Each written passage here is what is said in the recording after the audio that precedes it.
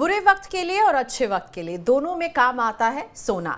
Emergency में आप इसके एवज में लोन लेते हैं। भारत में तो कई लोगों के लिए सोना उनका इमरजेंसी फंड होता है और शादी ब्याह त्योहार में सजने संवरने के काम आता है। लेकिन सोने पर जब आप लोन लेते हैं तो सतर्क रहने की भी ज़रूरत है। आप कितना लोन ले रहे हैं, कहाँ से ले रहे हैं और लोन के एवज में कितना सोना आप दे रहे हैं, इन सब के अलावा आपको ये भी जानना ज़रूरी है कि गोल्ड लोन में किसी भी तरह का डिफ़ॉल्ट आपके सिविल स्कोर पर बहुत ख़राब असर डाल सकता है। तो आज इन सवालों का जवाब देने के लिए मेरे साथ जुड़ रहे हैं कंप्लीट सर्कल के managing partner Kshitij Mahajan. Thank you so much Kshitij, आपने मनी 9 के लिए वक्त निकाला। सबसे पहले तो गोल्ड लोन का ऑप्शन जो है ये दूसरे लोन के मुकाबले कितना अलग है और आप कितना सजेस्ट करते हैं कि इमरजेंसी सिचुएशन में अपने फंड्स की शॉर्टफॉल को मीट करने के लिए गोल्ड लोन लें? दूसरे लोन के मुकाबले में ये बेहतर है या फिर ये लास्ट रिजॉर्ट रहना चाहिए? सबसे पहले धन्यवाद प्रियंका, मुझे शो पे इन्वाइट करने के लिए। एंड जहाँ तक बात जाती है कि कौन सा विकल्प होना चाहिए, गोल्ड लोन का होना चाहिए या फिर कोई विकल्प किसी और किस्म के लोन का होना चाहिए, तो मुझे ऐसा लगता है कि हर लोन का एक स्पेसिफिक टाइम फ्रेम है जिसके लिए आपको वो लोन चुनना चाहिए। जैसे कि गोल्ड लोन, अगर आपको शॉर्ट टर्म आपको कोई इमरजेंसी की जरूरत पड़ती है, पैसे की जरूरत पड़ती है और आपको दिख रहा है कि कुछ टाइम के बाद वो लिक्विडिटी आपकी आ जाएगी, उसके लिए गोल्ड लोन एक अच्छा विकल्प है। दूसरा, अगर आपको कुछ इमरजेंसी चाहिए कैश की या पैसों की, जो बहुत शॉर्ट टर्म में आपको अप्रूवल चाहिए, जैसे कोई भी लोन अदरवाइज आप अप्लाई करेंगे उसमें 3 से 4 दिन लगेंगे, बट अगर आपको ऐसे सेम डे पे कुछ रकम चाहिए है तो उसके लिए गोल्ड लोन एक अच्छा विकल्प है। तीसरा, अगर आप मेरे से पूछते हैं तो हमारे लिए गोल्ड जो है उसका सिर्फ एक ऑर्नामेंटल यूसेज नहीं है, हमारे लिए उसका रिलीजियस सेंटिमेंट भी इंडिया में जुड़े हुए हैं इसके साथ। तो काफी लोग इसको एज ए लास्ट रिजॉर्ट रखते हैं, जहां पे लगता है कि कोई और विकल्प नहीं हो। पर जहां आपको लगे आप rate of interest gold loan में जो आपका ब्याज पड़ रहा है उससे बहुत ज्यादा दे रहे हैं, तो मैं सजेस्ट करूंगा rather than paying high interest on other instruments, आप गोल्ड लोन लीजिए ताकि रेट ऑफ इंटरेस्ट जो आपका ओवरऑल जो रहे, ब्याज रहे, वो कम रहे। तो इन 3 चीजों का ध्यान रखें जब आप लोन अप्लाई कर रहे हैं कि गोल्ड लोन लेना चाहिए या नहीं लेना चाहिए। ठीक है, तो 3 बातें जो क्षितिज ने कही मैं रैप अप करूंगी। शॉर्ट टर्म के लिए आपको लोन लेना है तो गोल्ड लोन एक अच्छा विकल्प है। अगर आपको एकदम अचानक से ज़रूरत खड़ी हो गई है, उसी दिन के आपको चाहिए और आपके पास सोना है, तब लीजिए। तीसरा, इंटरेस्ट देखिए, अगर कोई आप ऐसा पर्सनल लोन ले रहे हैं जिसमें इंटरेस्ट बहुत हाई है तो probably going for a gold loan would be a better option. इन दिनों क्षितिज हम देख रहे हैं कि गोल्ड लोन देने की एकदम होड़ लगी हुई है। बैंक्स और एनबीएफसी दोनों में जैसे रेस है, कौन आपको बेहतर ब्याज दे रहा है, दोनों में एक तरह से जंग छिड़ी हुई है। एनबीएफसी कंप्लेन कर रहे हैं आरबीआई को कि बैंक्स जो हैं वो गोल्ड लोन को लोन टू वैल्यू रेशियो बढ़ा करके जो है वो लोगों को अपनी ओर ला रही हैं। आप क्या सजेस्ट करते हैं, बैंक वर्सेस एनबीएफसी? अगर किसी को गोल्ड लेने की नौबत है, आप उन्हें कहाँ जाने के लिए कहेंगे? किसी की इंडिविजुअल्स की चॉइस हो सकती है, मैं पैरामीटर्स बता देता हूं जिसके ऊपर आप डिसाइड कर सकते हैं। देखिए, गोल्ड लोन कैसे दिया जाता है, जो भी आपकी गोल्ड की वैल्यू होती है, मिनिमम 18 कैरेट होगा तभी लोन दिया जाएगा। उस वैल्यू के अगेंस्ट एक परसेंटेज 75% तक मैक्सिमम गोल्ड लोन आप ले सकते हैं। इसको बोलते हैं loan to value of gold. अच्छा प्रियंका, इंटरेस्टिंगली वो वैल्यू भी हर इंस्टीट्यूशन अपने आप लगाता है, डिफरेंट तरीके से लगाता है। ऐसा नहीं है कि जैसे अगर आप बैंक है और मैं एनबीएफसी हूं तो हम दोनों एक ही वैल्यू लगा रहे हैं, आज का रेट लगा रहे हैं, तो उसका कैलकुलेशन डिफरेंट हो सकता है। एंड इंटरेस्टिंगली, अगर आपकी वैल्यू कम लग रही है तो उसमें इंटरेस्ट रेट कम होगा, अगर ज्यादा लग रही है तो इंटरेस्ट रेट ज्यादा होगा, ये भी सिचुएशन होती है। तो पहले तो आप देखिए कि आपकी वैल्यू और एक पर्याप्त या सही आपका इंटरेस्ट रेट जहां मिल रहा है आपको वहां जाइए। दूसरा, टर्न अराउंड टाइम। अगर आपको लेट्स से आज ही जरूरत है तो सभी बैंक ब्रांचेस जो हैं वो पर्याप्त नहीं है जहां पे उनके पास इवैल्यूएशन मशीन हो अपनी ब्रांचेस में, तो उनको कई बार इवैल्यूएटर बुलाना पड़ता है गोल्ड की एक्चुअल वैल्यू के लिए। पर एनबीएफसी में ज्यादातर उनकी ब्रांचेस में वैल्यूएशन मशीन होती है और आपको कुछ चंद घंटों में ही आपका लोन अप्रूव हो जाता है। अगर इमरजेंसी है तो आप ऐसे लीजिए, और अगर आप अपने बैंक के साथ ही रहना चाहते हो तो फिर आप अपने बैंक से ले सकते हैं। तीसरा सबसे इंपॉर्टेंट पॉइंट जो आता है जब आप लेते हैं, चार्जेस क्या हैं।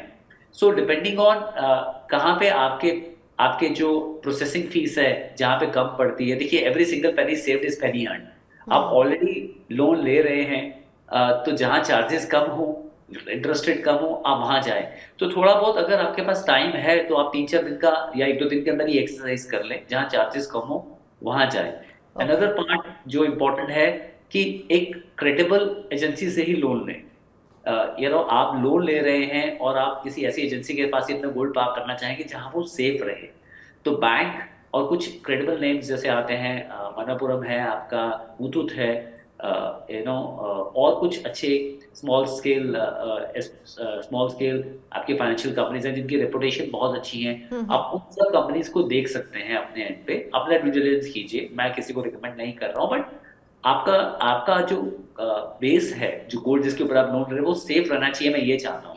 तो आप एक राइट। क्रेडिट नेम के साथ ही जाए। ओके, सो बैंक और एनबीएफसी चॉइस आप क्या है, क्या क्या आपको देखना चाहिए, वो अभी क्षितिज ने क्लियर किया। आपने वैल्यूएशन का जिक्र किया क्षितिज, और मैं जानना चाहूँगी कि ये वैल्यूएशन जो है ये किस तरह से होती है? क्या वो उसमें वैल्यू के तौर पर गोल्ड की प्योरिटी कितनी देखी जाती है, किस वैल्यू में खरीदा गया है वो देखा जाता है, ये वैल्यूएशन कैसे होती है?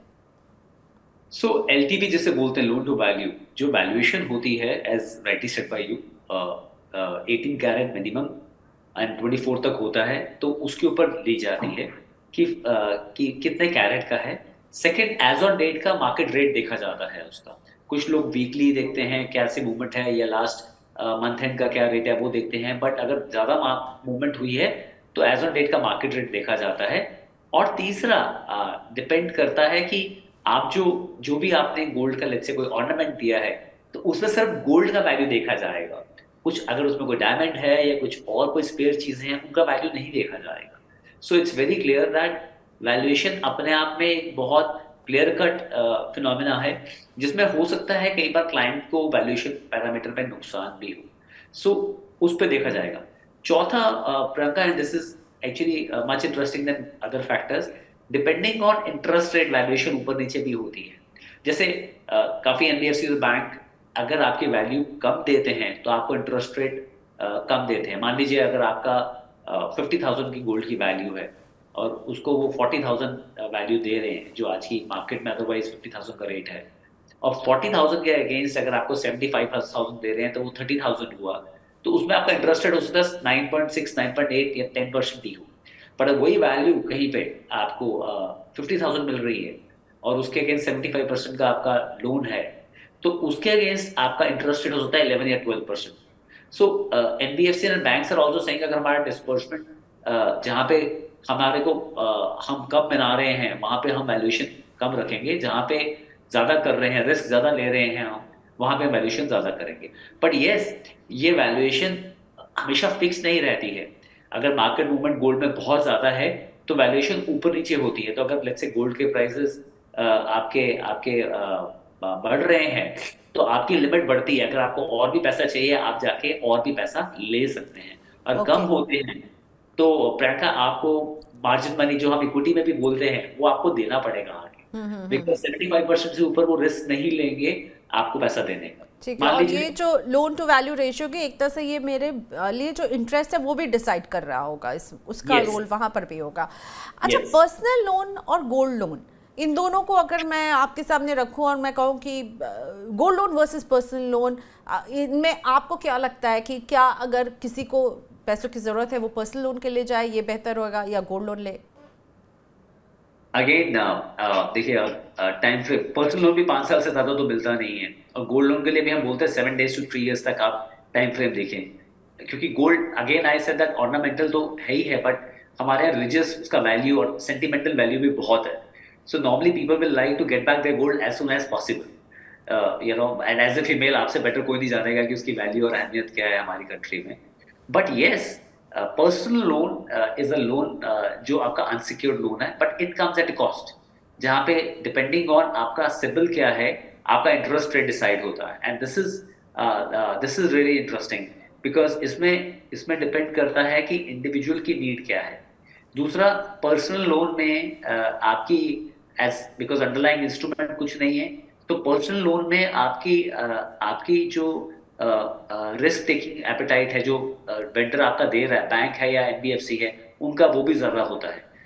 Third the important point about personal loan is that rate of interest तो ज्यादा है, ये प्रोसेसिंग फीस भी आपकी पर्सनल लोन की ज्यादा है। Fourth, it might take some time. अगर आपको इमरजेंसी फंड की जरूरत है, जो मैंने पहले भी बोला, तो पर्सनल लोन में आपको टाइम लग सकता है, पर आपको गोल्ड लोन इमीडिएटली बेसिस पे मिल सकता है। ठीक है। आपने कहा अभी क्षितिज की पर्सनल लोन है, अनसिक्योर्ड लोन है, क्योंकि कोई अंडरलाइंग उसमें सिक्योरिटी नहीं है, लेकिन गोल्ड लोन में तो अंडरलाइंग सिक्योरिटी गोल्ड है। तो क्या इस कैटेगरी में डिफ़ॉल्ट करने पर, लेट होने पर या डिफ़ॉल्ट करने पर सिबिल स्कोर पर असर पड़ता है या नहीं? क्योंकि अगर गोल्ड अंडरलाइंग एसेट है तो बैंक उससे ले लेगी और फिर भी ले लेगी, और फिर उसके बाद वो वहीं से पैसे रिकवर हो रहे हैं मेरे गोल्ड, उन्होंने गिरवी, जो मैंने गिरवी रखा था वो बैंक ने रख लिया है, तो तब भी मेरे सिबिल स्कोर पर असर पड़ता है क्या? मैं आपको सिंपल सा एग्जांपल देता हूँ। एक चोर ने चोरी करी, पुलिस ने चोर को पकड़ लिया, आपका चुराया हुआ सामान सारा मिल गया और उस चोर को छोड़ दिया। ओके, तो मैं चोर हूँ और अगर मैंने लोन लिया तो यानी मेरे सिबिल स्कोर पर असर पड़ेगा? पड़ेगा ही पड़ेगा। आप समझिए, आज आपने सिबिल का मेन पर्पस क्या है? सिबिल क्या करता है? सिबिल डेटा शेयर करता है सभी बैंक, फ्रेंचाइज या एनबीएफसीज के साथ। सो अगर आपका पैटर्न है डिफॉल्ट करने का, मैं गोल्ड लोन पे डिफॉल्ट पे बाद में आता हूँ, पर पैटर्न अगर डिफॉल्ट करने का है तो बाकी को भी पता चलना चाहिए। तो बेसिकली मेरे फाइनेंशियल बिहेवियर का ट्रैक रिकॉर्ड ये रहा है, वो सिबिल बताता है। सो दैट्स व्हाई भले ही बैंक वो गोल्ड जब्त कर ले, पर मेरा रिकॉर्ड जो है पे करने का वो आ जाएगा कि भाई ये ऐसे इंडिविजुअल हैं जो डिफॉल्ट करते हैं। Yes, more over gold loan पे अगर आप डिफॉल्ट कर रहे हैं, उसका इम्पैक्ट ज्यादा है सिबिल स्कोर पे। पर्सनल लोन पे डिफॉल्ट कर रहे हैं तो इम्पैक्ट ज्यादा है ही नहीं है, वो वैसे ही अनसिक्योर है। पर मुझे लगता है, जितना मेरी एनबीएफसीज में कुछ लोगों से बात हुई है, गोल्ड लोन पे अगर आप डिफॉल्ट कर रहे हैं, दैट्स अ लास्ट रिजॉर्ट।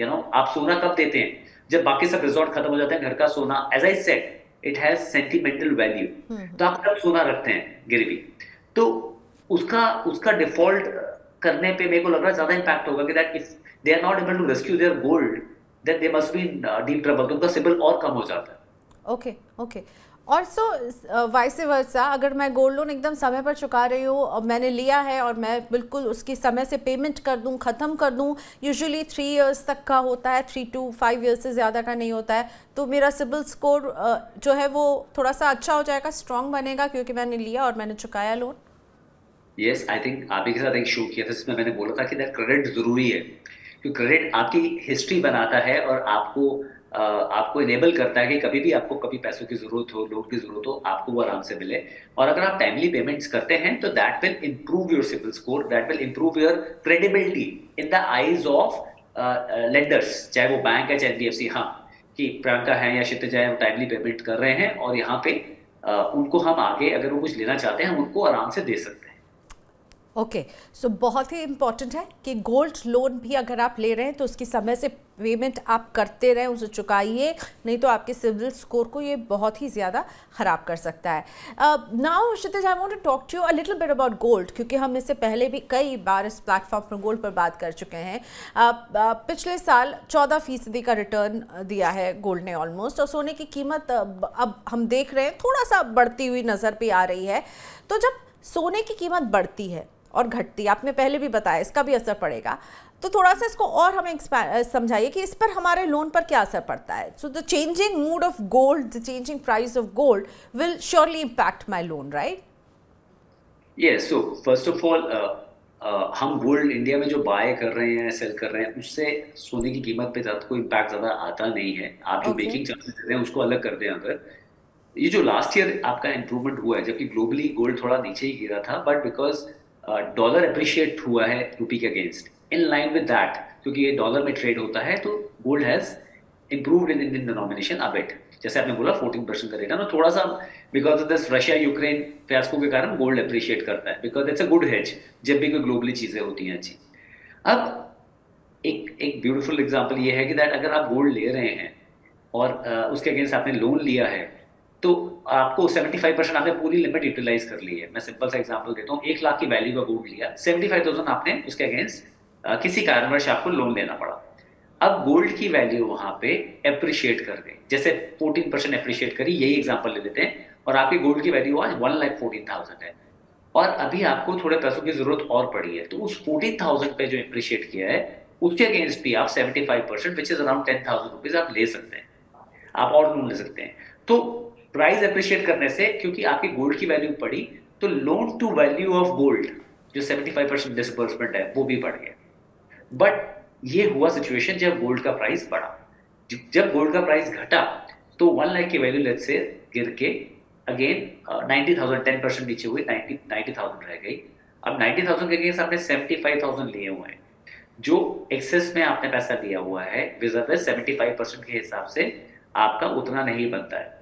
उस केस में, इन दैट केस, आपको जो जितना भी बैलेंस अमाउंट है, जैसे अगर 75% के हिसाब से 90,000 का मान लीजिए कोई 68,000 बनता है, तो आपको वापस करना पड़ेगा 9,000 रुपीज जो एक्सेस का पैसा आपने लिया हुआ है, बिकॉज बैंक और NBFC will always maintain the maximum limit as 75% the value of gold. So वो उतना वैल्यू आपको वापस करना पड़ेगा, जिससे हम इक्विटी में भी मार्जिन मनी कहते हैं। जो एफएनओ में ट्रेडिंग होती है, वहां पे अगर स्टॉक्स की पिटाई हो रही होती है तो आपको मार्जिन मनी देना पड़ता है अगर वैल्यू 25% से नीचे गिर जाती है। तो सिमिलरली यहाँ पे भी वो रूल अप्लाई होता है, आपको मार्जिन मनी पे करना ही पड़ता है। सो ये एक फंडामेंट सबको पता तो ये पैसे मुझे कब लौटाने होंगे? जब मैं लोन का ओवरऑल सेटलमेंट कर रही होंगी, राइट? बीच टर्म में तो वो बैंक या एनबीएफसी मुझसे वो पैसे नहीं लेगा क्योंकि गोल्ड गिर गया है। बिल्कुल लेगा आपसे। ओह, लेगा, ओके। वो बोलेगा आपको कि दैट आपकी लोन की वैल्यू जो है वो कम हो गई है, आप इतने पैसे वापस डिपॉजिट करा दीजिए, बिकॉज हम आपको 75% से ऊपर नहीं दे सकते। Okay okay. सो यानी गोल्ड की वैल्यू गिर जाएगी तो मेरे लिए, अगर मैंने गोल्ड लोन लिया है तो मेरे लिए ये इम्पैक्ट खराब होगा। जिस वैल्यू पर मुझे लोन मिला है वो डिक्रीज, डेप्रिशिएट हो गई है यहाँ पर। ओके क्षितिज, एक और बात कि हम ये जो गोल्ड लोन की बात कर रहे हैं, किस तरह के गोल्ड पर ये लोन मिलता है? क्या ज्वेलरी, फिजिकल गोल्ड पर ही ये लोन हम ले सकते हैं, या फिर गोल्ड के बॉन्ड्स, सोवरेन गोल्ड बॉन्ड पर हम ये लोन ले सकते हैं? पेपर गोल्ड, म्यूचुअल फंड्स जो है, फंड ऑफ फंड हैं, उनके एवज पर भी क्या ये लोन मिल सकता है, या only physical jewellery? So physical jewellery पे आप गोल्ड ले सकते हैं। कॉइन्स पहले अलाउ थे, अभी आपके ब्रिक्स और कॉइन्स अलाउ नहीं है। कुछ एनबीएफसी कॉइन्स ले लेती हैं पर ज्यादातर अलाउ नहीं है। साथ में paper loan as well as आपका जो आरबीआई के जो गोल्ड बॉन्ड्स होते हैं, they are eligible, they have been treated like a gold only. Priyanka, in fact India के जो हमारे फाइनेंशियल सिस्टम इतने रोबस्ट हैं कि आज गोल्ड ईटीएफ हो या म्यूचुअल फंड गोल्ड हो या आरबीआई गोल्ड हो, जो उसके जब भी आप कोई चीज फ्लोट करते हो उतना फिजिकल गोल्ड आपको कस्टडी में स्टोर करना पड़ता है, रखना पड़ता है। सो आप जब गोल्ड म्यूचुअल फंड कोई लेते हैं, it's backed by a physical gold. In fact mutual fund company तो आपको 1 kg प्लस में अगर आप लेना चाहते हो रिडम्पशन अपना, एज ए फिजिकल गोल्ड भी दे देते हैं। तो I am saying that they are very much eligible for your loan against gold. वो बिल्कुल eligible हैं, and as they are backed by physical gold. So